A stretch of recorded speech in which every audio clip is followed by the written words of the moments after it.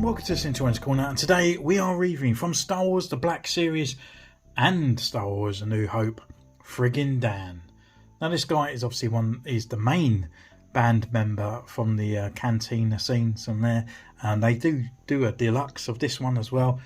Star Action Figures actually just done this one for £10, and I think it went up to about £12, so if you're lucky, have a look on there. You might be able to get him soon. And I held off for, to be honest. I'd imagine that this guy would go really low down in the sale, and this is the only version I'm going to get. I'm not going to go off and buy all the Cantina band, buy this guy about 5 times.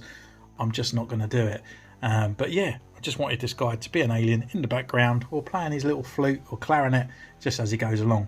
So on the side here, he comes with a few accessories, and obviously he's got his bum head here. He's playing his little instrument here on this side, and on the back we've got his bio. It's number 4 for A New Hope. It sounds so sad, doesn't it, considering we're in double digits on new stuff. And there we've got that picture once again. So we're turning around to the front, and I guess without further ado, let's crack this bad boy open. So here he is in his blister pack. Obviously there's no hidden accessories, we just see the full figure now, and he comes with 3 of these kind of instruments here. So just take him out for our first impressions. The actual face sculpt and the eyes and all that look really nice, like really sort of dark and glossy, which is pretty cool. And the outfit is kind of just very plain, which is kind of normal. So I'm going to go away, put him through his poses, make him play some instruments for me, and I'll see you then.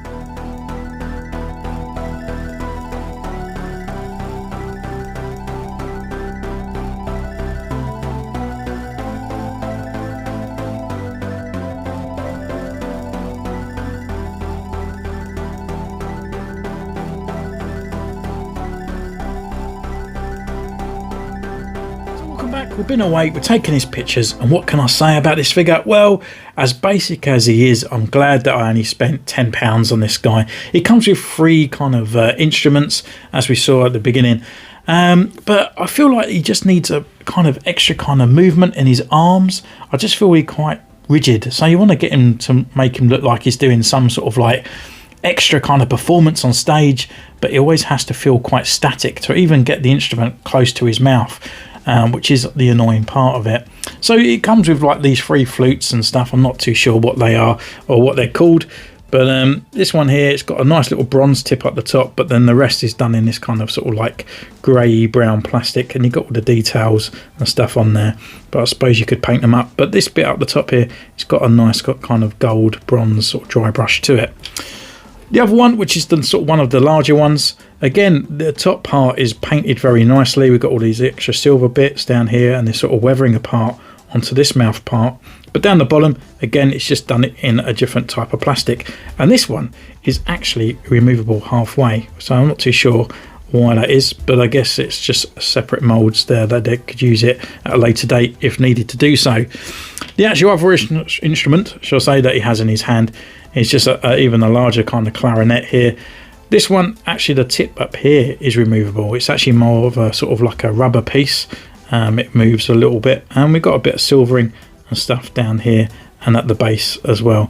And again, it's not too bad, but it's just unfortunately with this arm like articulation, you just can't really hold it into his mouth. You really just got to get it into that static form.